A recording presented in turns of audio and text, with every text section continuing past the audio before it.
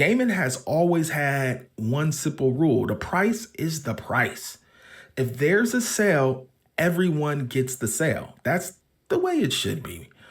With dynamic pricing, that consistency disappears.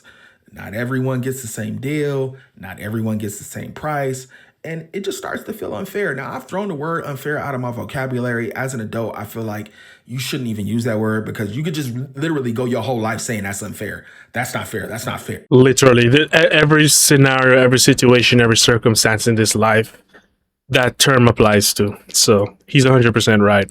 All right, what's up, everybody? It's your boy Duplays here, back with some more GTA 6 reactions. Today we're checking out, could Sony's new pricing affect GTA 6?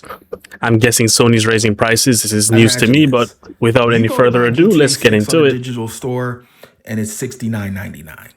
Your friend checks the same digital store, same game, it's $79.99. Same console, same day, same game.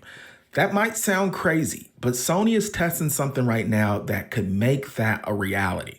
Now, this isn't something brand new we've never seen in other industries for years, but the way it's being introduced into gaming, I'm looking at it a little sideways. As GTA 6 gets closer, the question is, could Sony's new pricing model affect GTA 6? And more importantly, this is a rant.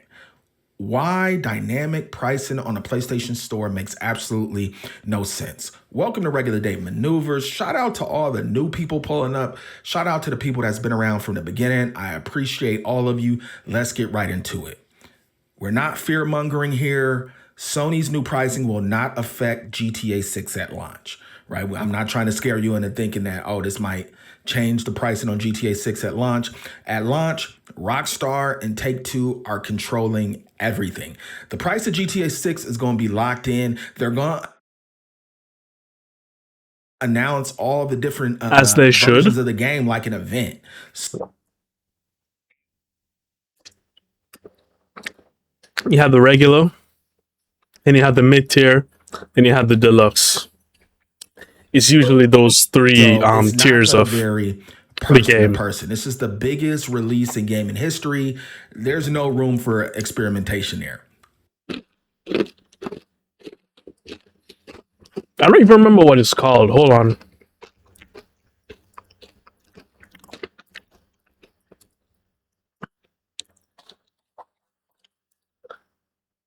Hold on. Sparking Zero Editions. I didn't even know the names of it. It should be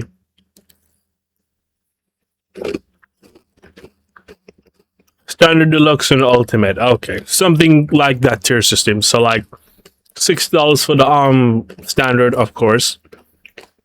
80 or 90 for the deluxe, and then probably 100 and something for the ultimate edition. The ultimate edition probably comes with like shark cards for GTA Online 2 or GTA 6 Online, whichever one you want to call it. And then maybe some cool collectibles, kind of like how the GTA 5 the Ultimate Edition came with like a Los Santos hat, a GTA 5 teacup, those type of things. Those types of things. That's where things get interesting. Sony is currently testing dynamic pricing in select markets, not in the United States and not in Japan, at least for now. So what is dynamic pricing? At its core, dynamic pricing means the price of a product can change based on different factors, and not everyone may see the same price. Now, here's where I want to clean some things up, right? Because I had to do a deep dive on dynamic pricing. Dynamic pricing is not just supply and demand. That's just one version of it, right? And that's the version we're most familiar with. I'll give you examples, little short examples, but that's the version that we kind of go to the most. But dynamic pricing is anything that may change the price. Anything. It could be demand trends. It could be the time of your purchase, right? That's the one we get in transportation often. It could be the location or the region of maybe an event you're going to. It could be, which is diabolical, user behavior, right? They could narrow it down to you specifically, or your purchase history, which sounds like a terrible consumer practice. Yeah, that sounds goofy as hell. Just give it the standard prices. But Why would they do they can that? narrow it down to purchase history. They can dynamically shift the price and use A/B testing, basically testing what people are willing to pay for a said item. So it gets a lot deeper than just more demand. So with that system, I guess what it would look at is like the prices of games in your library, and it would see what's the highest thing the highest you paid for a game, and then I guess off of that it could estimate what you're willing to pay. But then again,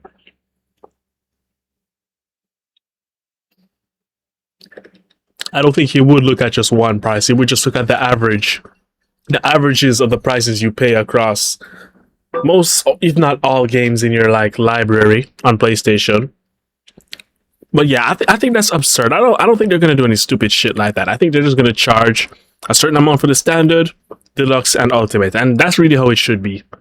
And a lot of us are gonna pay the 100 USD for whatever version. It's worth it because we'll be playing this for the next 15 years, so we're willing to pay it because it's Grand Theft Auto 6. It's the greatest entertainment product. Well, it's about to be the Higher greatest price. The entertainment things we product of all think of time. is like transportation, right? The longer you wait to book something, the higher the flight is, or the earlier you book your train ride, the cheaper you get it.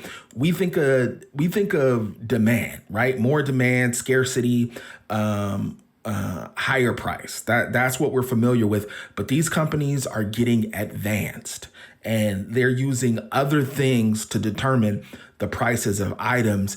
And as they get more advanced, they're narrowing down even more on who sees what price. Now, here's where I start to raise an eyebrow to Sony's dynamic pricing. The system that makes sense is I get the limited supply system, right? Concert tickets, even though that's out of control. But I get it because there's a limited amount of seats, flights, limited amount of seats, hotel rooms, limited amount of rooms, but digital games, there's Hmm. no supply limit. Sony can sell an unlimited It's amount of unlimited. copies of a digital game. So there's no scarcity. So what exactly are we Hmm. basing pricing changes on? And it hasn't doesn't have to do with scarcity. It has to do with all those other things I was talking about, which just makes it a lot worse. Look at companies like Ticketmaster, man. People don't even realize that they're seeing different prices than other people, right? Based on demand, the location. The show in Los Angeles is different than the show in Vegas. That's different than the show in Kansas City. So location. They even base it off of where you're located, right? If you're living on the East Coast and you're looking for something in Vegas, that price may be higher or lower depending on what their model they're using. That's also true because a lot of games, depending on where you are region wise, they might cost less or more in certain areas. And then it's also like there's the issue of how taxes are handled in specific countries as opposed to others. So that I would think that also factors in. I don't know. Part of me feels like regardless of what you pay. No, I mean regardless of however the tax system is set up in your country or region, I would think the fixed price on the PlayStation database network itself, right, would just be a standard rate. But I am aware that it can vary depending on where you are. And some people might get deals simply because of the region they're in. And some people have to pay more The because of time that of as day well you're on looking, the other which is side. absolutely insane. Of course, how fast tickets are selling. And what ends up happening? People end up paying wildly different prices for the same experience. Quick pause again, and as you just said, that's the things that are limited in supply. There's unlimited supply of a digital game. You can download it. Everyone on the planet can. If the world was set up like that and everybody had access to a PlayStation 5. But then there's the issue of the scarcity of PlayStation 5s. Hypothetically speaking, digital And let's downloads just be are real. limitless. Those systems never end up benefiting the consumer long term. Now, GTA 6 at launch, nothing changes. Rockstar is not letting anyone mess with the rollout of GTA 6. The price reveal for itself is going to be a moment. Mm-mm. Standard edition, fan edition, deluxe edition, whatever they call it, it'll be fixed. But and we all know once the price releases, right? Us creators are gonna run to YouTube and we're off to the races. We making videos, we making individual videos about each edition because y'all know the thirst for Yep. GTA 6 info is real. But It's insane. To be honest, I'm not thirsty for GTA 6 info. I just see these when I go on my YouTube homepage. Maybe I should keep up with it though for content purposes, but I'm not this thirsty, bro. I'm really GTA not. 6 has been out. It's released on PC. It's slowed down. The sales slowed down. Everybody got the game for the most part, right? And Sony has fully rolled out dynamic pricing. So one person sees GTA for $59. The next person sees it for $65. Same store, same game, different price. Sounds crazy, but it's going to be reality. That's exactly how dynamic pricing systems can work. And if I had a guess, and we're gonna flush this out all the way, and it's just guesses. I don't have any insider information. I'm just kind of forecasting to the future. Like one way they'll do it is games that aren't selling well, they'll drop prices very quickly, maybe within a week or two. And that sounds great. Everybody loves a discount until you realize you bought the game on day one for $70. And 8 days later, it's already discounted. That creates a different type of frustration. Like, dang, all I had to wait was 8 days and I could have saved $15. But I feel like even in that situation, a game of this scale, Grand Theft Auto 6, you want to cash in on the action as soon as possible, especially as a content creator. So even though what he's saying is 100% valid, I would not want that 7 days loss of time. You know how much content is going to be made on this? No, this is where it'll get. Game's trending, it's hot, everybody's playing it, everybody's online, there's a million YouTube videos on it, everyone's buying it. Instead of the game going on sale, because why would it go on sale? It's selling at the price it's at right now. The price goes up. That's dynamic pricing, right? Demand, right? And it's a digital game, but everybody's buying it, everybody's playing it, and your $69.99 becomes $74.99 or even higher because the demand has spiked. And again, things like this are already happening in other industries. I went to WrestleMania in Vegas last year, and the whole week for Uber was surge pricing. Because of the amount of people was there, the prices have automatically gone up, right?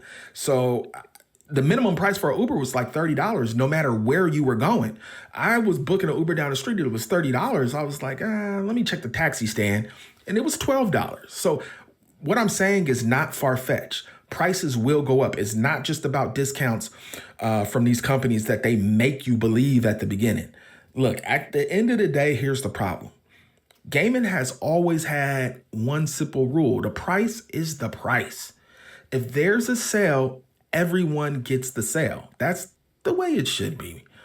With dynamic pricing, that consistency disappears. Not everyone gets the same deal. Not everyone gets the same price. And it just starts to feel unfair. Now, I've thrown the word unfair out of my vocabulary. As an adult, I feel like you shouldn't even use that word because you could just literally go your whole life saying that's unfair. That's not fair. That's not fair. Literally, every scenario, every situation, every circumstance in this life, that term applies to. So he's 100% right. I absolutely despise things that are anti-consumer. It's not a phrase I say either. Companies try to spin it. Dynamic pricing always starts as a benefit to consumers, right? A discount here, and then it slowly shifts. Let me know what you guys think about dynamic pricing. Let me know if I'm off base here. Get active in the comments and I'll get at you guys another time. Peace. All right, let's see those comments.